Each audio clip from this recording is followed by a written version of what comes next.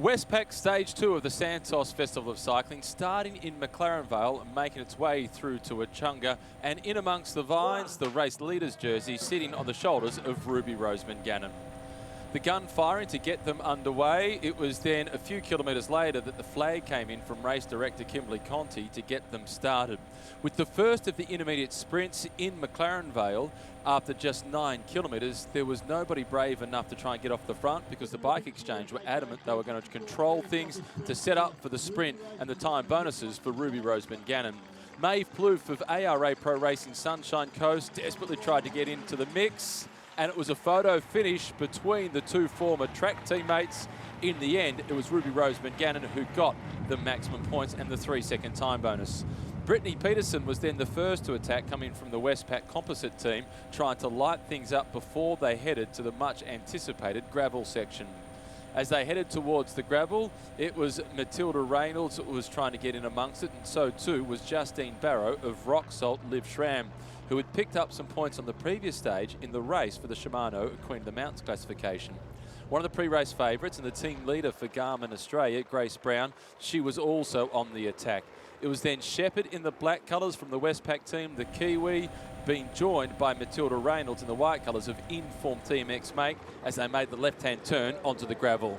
A stretch of some 3 kilometres, it caught the attention of the peloton as the Australian champion Nicole Frame came to the fore. As she was charging, she was matched by Grace Brown, and so too the overall race leader, Ruby Roseman Gannon, defending her position at the front. Di Francesco of ARA Pro Racing Sunshine Coast was also in the thick of it. As they went to the Queen of the Mountains sprint, it was Ruth Corset who got there first, just ahead of Justine Barrow, and in third position, the overnight leader, Georgie Howe. That would come down to a count back at the end of the stage with Howe and Corset on equal points. Ruth Corset, the former Australian champion, now the leader of that classification. Into Echunga for the second of the intermediate sprints. This time, it was Maeve Plouffe who reversed the order. She got the win ahead of Ruby Roseman Gannon. Importantly for Ruby Roseman Gannon, though, she was extending her advantage in the overall classification with more time bonuses.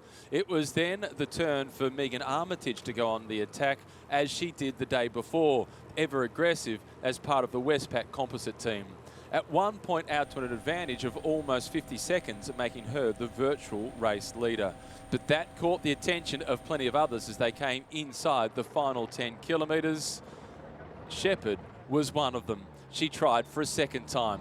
That was nullified, and there was 6 kilometres to go. It was Grace Brown who went. Chasing Grace Brown was the guest rider for the Bike Exchange Jayco team. Amber Pate tried to go with it, but couldn't quite get on terms. Eventually, Brown was brought back in, and then the youngster from the Garmin Australian team, Alyssa Polides, she went on the charge. Before the race, she said she just hopes to stay inside the peloton. She did more than that. She attacked them. She too was caught as Pate bounced back and did the chasing. As they lined up for the sprint, it was a repeat of the intermediate sprint. Maeve Plouffe, once again, getting the better of Ruby Roseman Gannon. Gannon in second position. In third place was Nicole Frame. For Ruby Roseman Gannon, extending her overall race lead. Maeve, the winner. Yeah, I've definitely been learning throughout the tour actually just how far I need to jump. You know, coming from the track, I know exactly the points where I can sprint from, so when I get on the road, it's a little bit more thinking. But fortunately, I had my team supporting me throughout the entire race, so when I did sort of have to relax and recover from those intermediate sprints, they were out there doing some big efforts to give me some time to recover.